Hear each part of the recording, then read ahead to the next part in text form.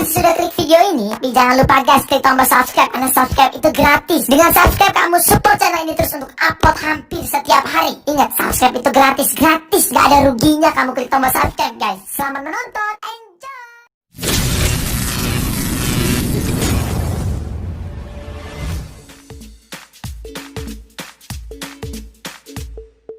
Halo, perkenalkan nama saya Abriawan Nugraha Putra dan ini teman saya Amran Wijaya.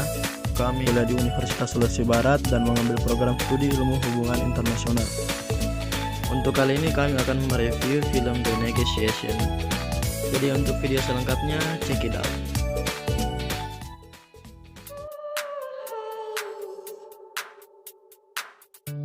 Seni berkomunikasi dan bernegosiasi ternyata bisa digunakan untuk berbagai hal. Salah satunya adalah melawan penjahat yang mencoba mengacaukan kehidupan banyak orang. Strategi bermain dengan kata-kata, pemikiran, dan waktu adalah beberapa kuncinya. Semua bisa kamu saksikan di film The Negotiation, sebuah cerita yang penuh dengan strategi mendebarkan. Film ini dibuka dengan sebuah peristiwa penyanderaan warga di kota Seoul. Kerumunan warga tampak memadati sebuah jalan di depan rumah besar. Sebuah mobil berhenti tidak jauh dari kerumunan.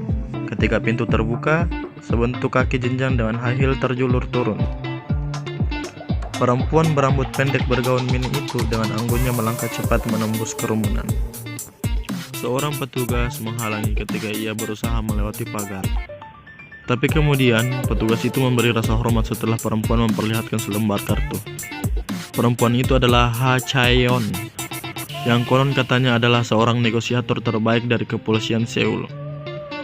Ia yang tengah berlibur terpaksa datang ke lokasi penyanderaan karena negosiator yang tidak mampu berkomunikasi dengan pelaku penyanderaan yang ternyata warga negara asing.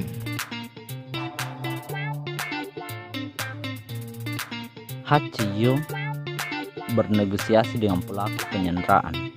Drama negosiasi ini sebenarnya mulai dikuasai oleh Ha Chae-yeon, tapi sayang para atasan Chae-yeon tidak bersabar, malah melakukan penyerangan terlebih dahulu. Negosiasi pun gagal. Penyandera yang merasa dihianati langsung membantai korban dengan sadis, menyaksikan korban yang berlumuran darah dan kritis di depan mata, membuat Chae-yeon trauma dan memutuskan untuk mengundurkan diri dari jabatannya. Tapi upaya Chae-yeon untuk mengundurkan diri tidak berjalan mulus.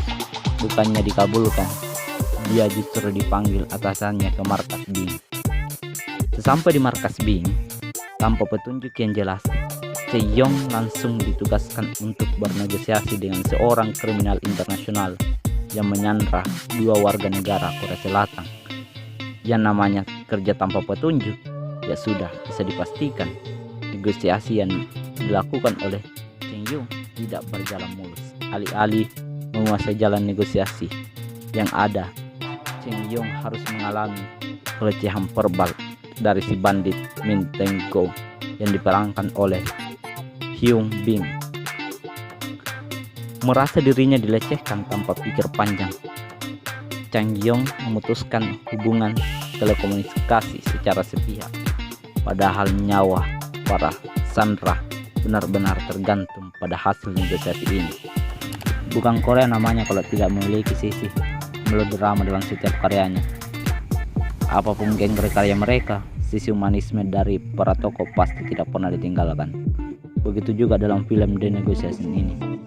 Memang benar, Min Tae-go itu bandit internasional yang transaksi pasar gelapnya sudah lintas negara. Tetapi betapa jahatnya yang ia lakukan, ia tidak pernah menyentuh orang-orang lemah yang tidak berdaya. Jadi dengan kata lain, jahatnya Min Tae-go ini sama orang yang dia tahu jahat juga. Sama orang jahat, halal saling membunuh. Begitu kurang lebih prinsip hidup Min Tae-go ini. Makanya ketika adiknya ia pekerjakan untuk bekerja pada salah satu bos mati dibunuh, Min Tae-go pun tidak mau tinggal diam. Dia menuntut balas atas kematian adiknya dengan melakukan penyanderaan. Jadi jahatnya Menteguh ini di film ini bukan tanpa alasan yang jelas.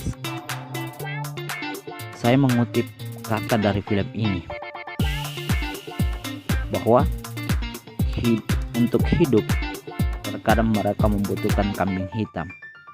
Tidak masalah jika orang itu adalah aku atau sampah seperti kau, tapi rasanya tidak benar terhadap yang lemah seperti Yongjo.